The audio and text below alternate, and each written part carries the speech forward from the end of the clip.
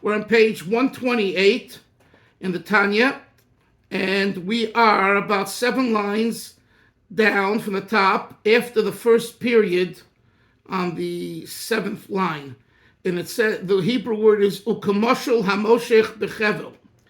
The Baal HaTanya, the Alter Rebbe, brought here the concept that the idea of rachamim, we're going to use midas harachamim, the midah of mercy, of charisma, of evoking God's passion on our soul. And number one, why does it need to evoke God's passion on our soul? Number one, because the soul came from on high into this world, and with all the trials and tribulations on earth. And number two, when the soul gets involved with what he calls this, in the terminology of the Zohar, the hide of the serpent, of the snake, which is a reference to klipa, to nonsense and unholy, ungodly matter, then surely you need to raise it back, bring it back to its source.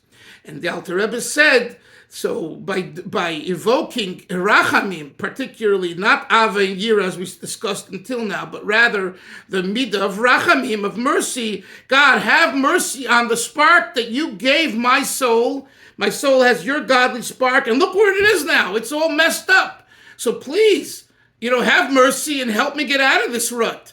So the Alter Rebbe said there's a correlation between what we do on earth and what happens on high. And this is an important point. Because many times we think we can get away with it. Who's looking? Does God really care? Does he really know? Isn't he asleep now? It's the middle of the night. And where is God? I have no idea. So the Alter Rebbe says God is personal. And being that Hashem is personal, when you, just like a rope, when you pull the rope below, the top part of the rope is also impacted because it's one wholesome rope. So too, now let's look inside. This example, this parable of pulling the rope, etc. This is the explanation to the esoteric idea of what we call the exile of the divine presence. We do not have yet the third temple, the Beis Hamikdash. We do not yet have a Mashiach in revelation form. We are still in Golus. We're still in exile.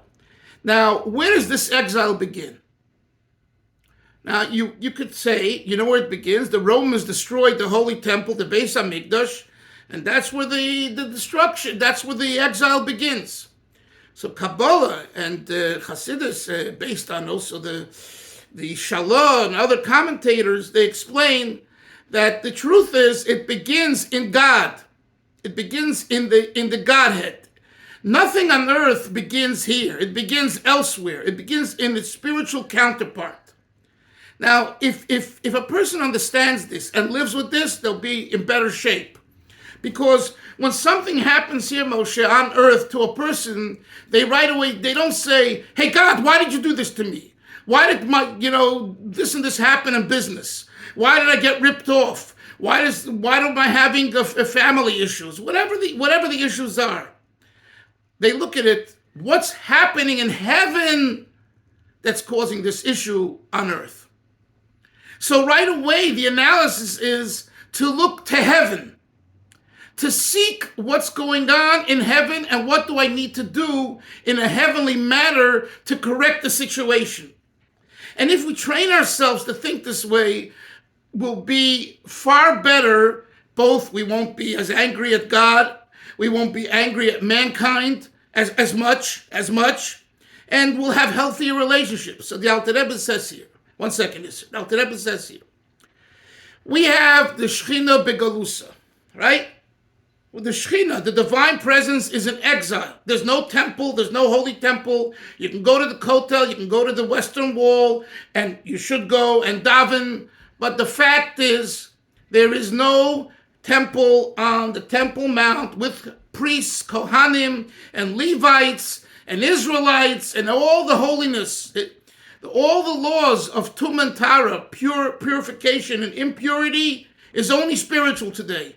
It doesn't exist physically. Although a priest shouldn't go to a funeral and a cemetery, but barring a few exceptions that also need understanding why it's that way, the whole idea of Tum and Tara has been put on hold. Put on hold. Why? Because we don't have a real Beis Hamikdash, a real temple. So in other words, the Shechina. Right. Okay. The Shechina,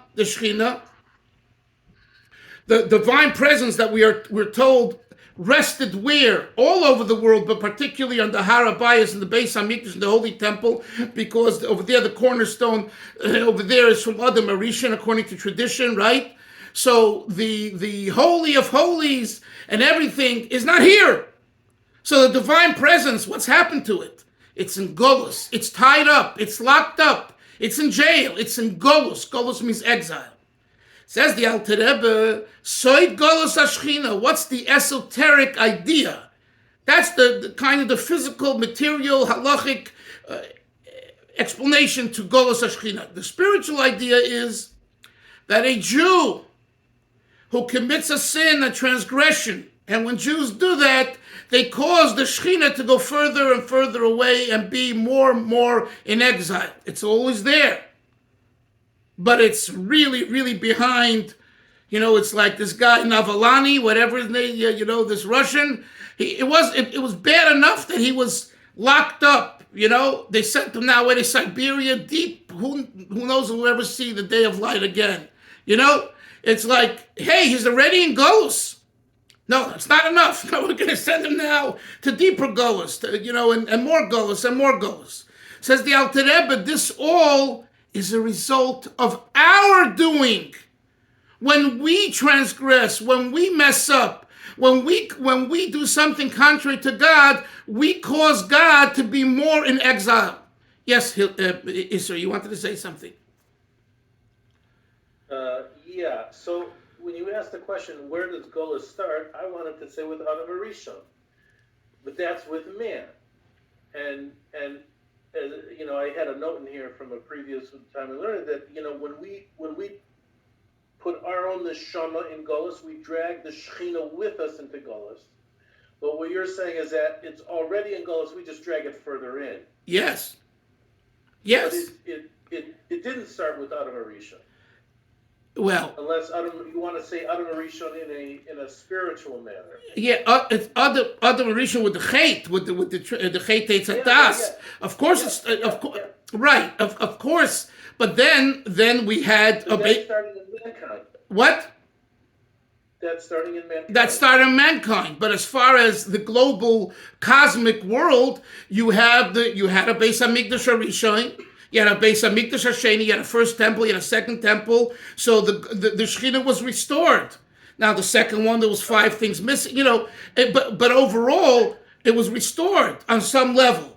So you're right. Okay. You're right. It said Adam caused the first cosmic explosion of the energy to leave, to ascend, right?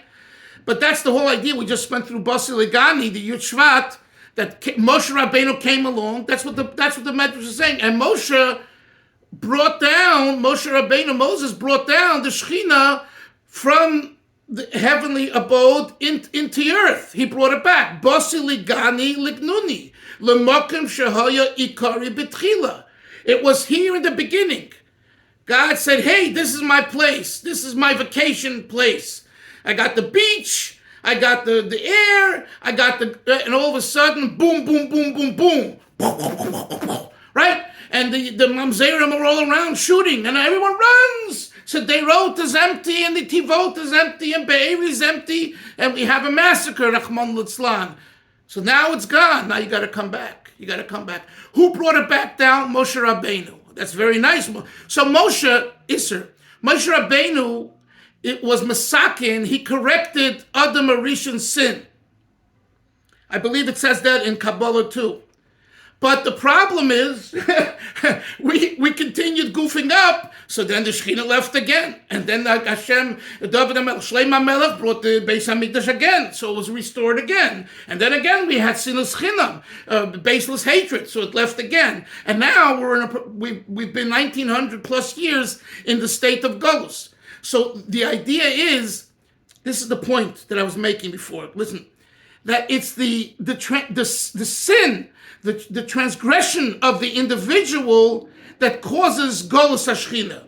So there are different stages in Golus HaShechina. You mentioned Adam, and then there are other stages, but it all is associated with transgression. So the Alter Rebbe says that this transgression is like the rope. And the rope in the sense that when you move one part of the rope, or you peel away the strings, the strands of the rope, one and one and one, you get a very thin rope, and finally, it snatches, it disconnects, and God forbid, there is a cessation and big problems. So we don't want to go there. Let's continue.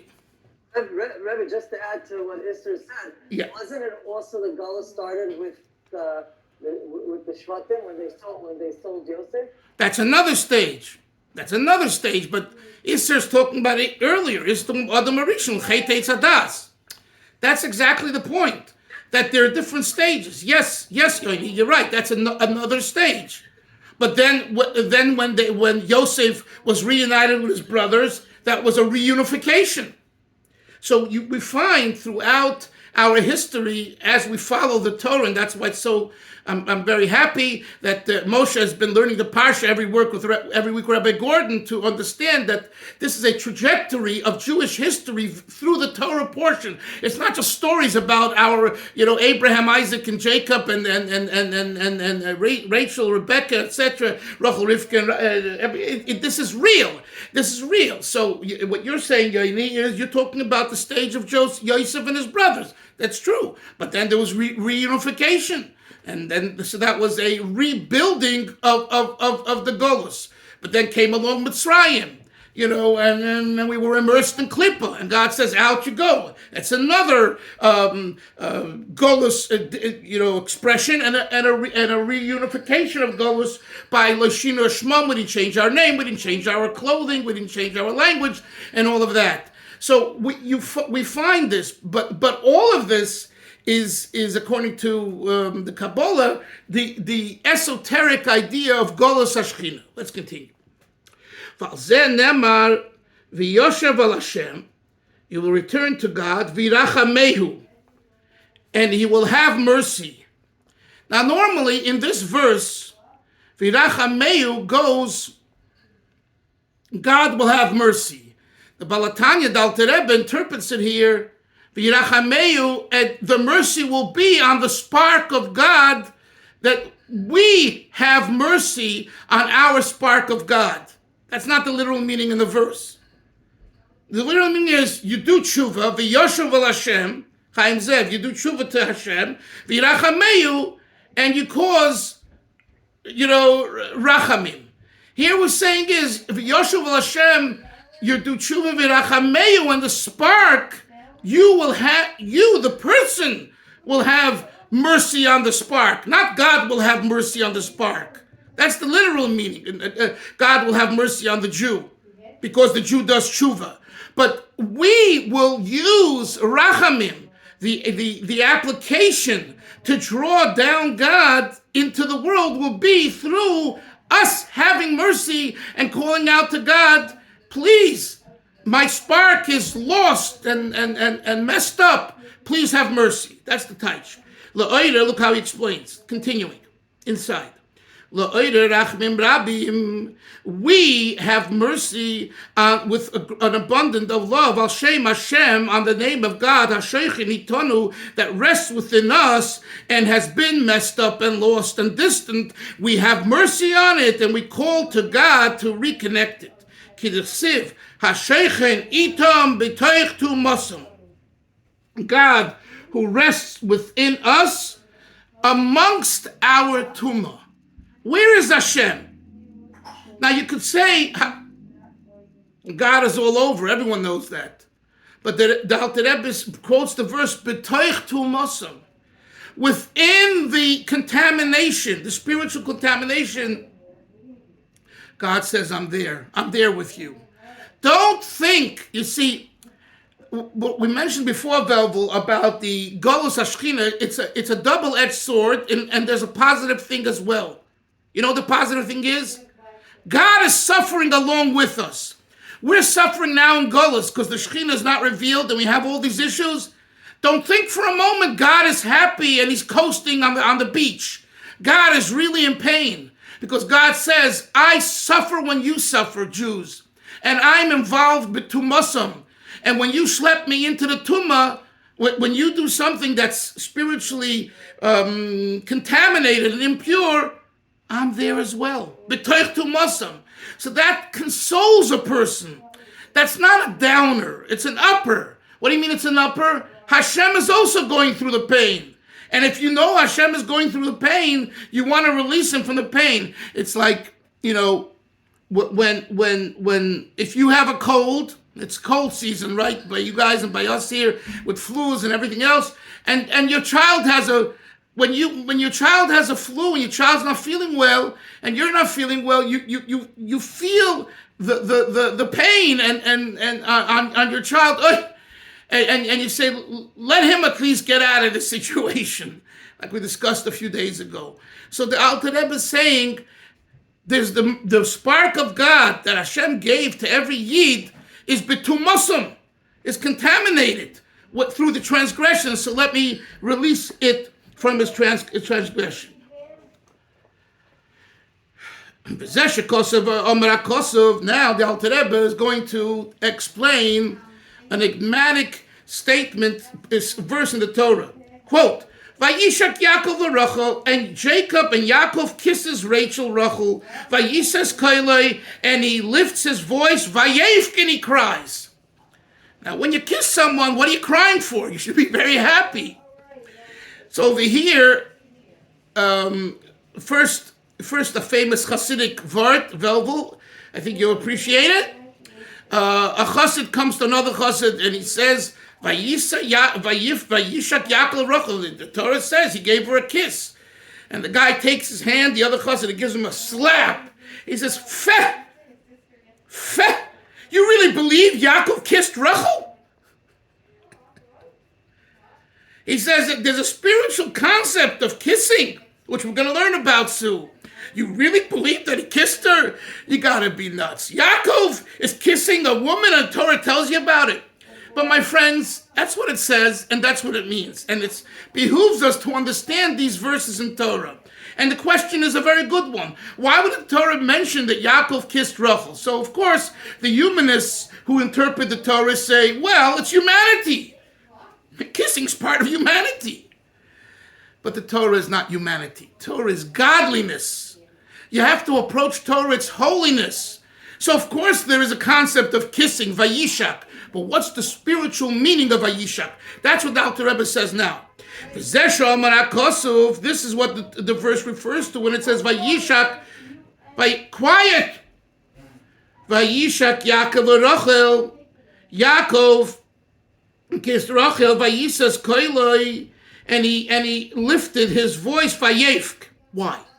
Ki Rachel hiknesses Yisrael, because Rachel is the congregation of Israel. Makar Kol Neshama is the source of all souls. I'll explain in a moment. V'Yaakov b'midos elyon, and Yaakov through his supernal attribute, shemidas harachmin, which is the midah of mercy, shebatzilus, in the world of Atzilus, hu ha'ma'ored rachmim rabim aleha. He evokes, arouses abundant mercy on her. Okay. Rachel represents Chevra. Rachel represents the Jewish people. The Jewish people are in Golus. We're in exile. Vayishak Yaakov elevates us. Yaakov is Rachamim, mercy. The attribute of mercy. When we call out to Hashem, have mercy on us who are in exile, we lift ourselves, i.e. the Jewish people, from the state of exile to a state of liberation. And how is that done? It's done in a manner which we call kissing. Vayisa. Vayisha. What does that mean? Let's continue for a second. Vayisa's koile l'maila, so he lifts his voice heavenly, l'moker harachamim, to the source of mercy, hal yoinim, hanikra of harachamim, which is called the Father of mercy with a mem at the end. Not of harachamon. Of harachamon means the Father that is merciful. That means that type of mercy is already a contained one. You're limited to mercy. But when you say the Father of mercy, that means, Moshe, that Hashem, the Father, isn't limited to mercy. When he wants, he uses mercy. And when he wants, he uses love. And when he wants, he uses discipline. And guess what he's using right now in Eretz Yisrael? A lot of discipline, elements of rachamim. But, when there's judgment and war, which is gevura, it's the same God. So that's why God is called of harachamim with a mem at the end, not of harachamon with a nun at the end. With the nun at the end means the merciful Father. That means you've boxed God into mercy. God's not only mercy. God is greater than mercy. When you say of harachamim, the Father who has mercy, that's not boxing him in. That says God is the Father. And when he wants, he uses chesed, gevura, teferes. And in this case, he uses teferes. The point being, what's the point? That when Yaakov lifts his voice to Hashem, crying out to God to have mercy, and he does it through the kissing, Rachel, Vayishak, he's connecting the Jewish soul to the highest level of God. That's the point. And tomorrow we'll learn more that the emitting of air vis-a-vis the kiss is a union of the highest relationship between God and the Jew. It's symbolic. Moshe, it's symbolic of a very deep union. It's not just about, I have this desire and lust to kiss you. No, it represents emission of the greatest form of spirituality that comes out through a kiss. And this also, I don't want to go into it now because the time is up, but it brings to mind the importance of valuing a kiss. And a kiss shouldn't be wasted. A kiss comes from depth. And if a kiss doesn't come from depth, it's just a waste. You've wasted an opportunity. And maybe we need to give a shear sometime, the spiritual idea of kissing and embracing and hugging and things like that, to understand that there's a very, very deep spiritual, godly emissions that God gives us to express Him in the world, vis-a-vis the kiss. So sure, it says, Vayishak Yaakov es Rachel. Yaakov kissed Rachel. But he kissed her, but he was kissing her with God. So it's not the conventional, he's kissing her. Ooh, let's go to a dark alley. This is holiness. This is real holiness going on here. And when we bring that into our lives, that we use that kiss in our relationships, whether it be to a child or a spouse or things like that, it's a whole different level of experience. It's not just a physical kiss. It's a kiss emitting the depth of soul. The depth of soul that we're here for a purpose. Anyway, Chevra, we'll continue tomorrow, Mr. Hashem. I think this last part of the shir answers the first part of the shir. Why mitzvahs, yeshivas, and kollels, and more Misnagdisha, they focus on the Gemaras, so they don't have to talk about the kissing and things that are a little bit more controversial. What's the word in English? Risque, rosé. What's the word? Risque. Yeah. Hey, we're Lubavitchers. We're not scared of anything. We tackle everything because it's all in the Torah. It's all in the holy books. And I wouldn't be speaking this way if there was women online. You know what I'm saying? Everything has its context, But we need to understand these things. Otherwise, we end up making mistakes. And that's another discussion for another time. The mistakes that young men and women are not taught. You see, when I was a chassan, when I was getting ready, I investigated a lot of these things halachically and spiritually because I wanted to be prepared when I go under the chuppah. And I was the one, my friends would say, you asked the question. We had a teacher, right, teaching us the laws of marriage. They were all, they didn't want to ask. They said, you ask, about very, very, I wouldn't say controversial, but, issues of marriage, of intimacy, halachic issues, a lot of issues. And I did. And not only did I studied the laws, and I looked into the Tshuvas for him, and I spoke to people, and I gathered all that so that I have a better understanding of what's going on. And when I share with others, it all fits in.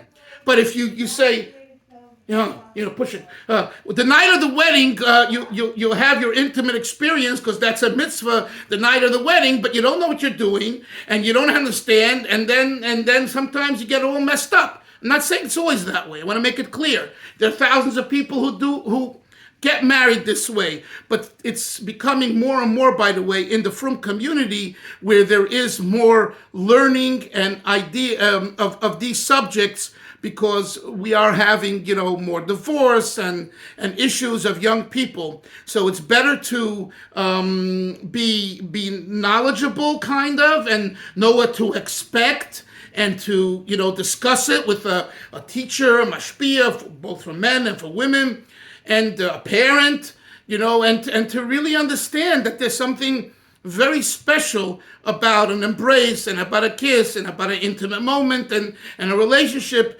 And, it's, but you are right, Yoni, there was and probably still is. And I would say, Yoni, that it's really more in the Hasidic community more than the Litvish community. Maybe in Eretz Yisrael, in Panovich, not Panovich, but, in Meir Sharim, I don't know. But in America, I would say it's more in the Hasidic community.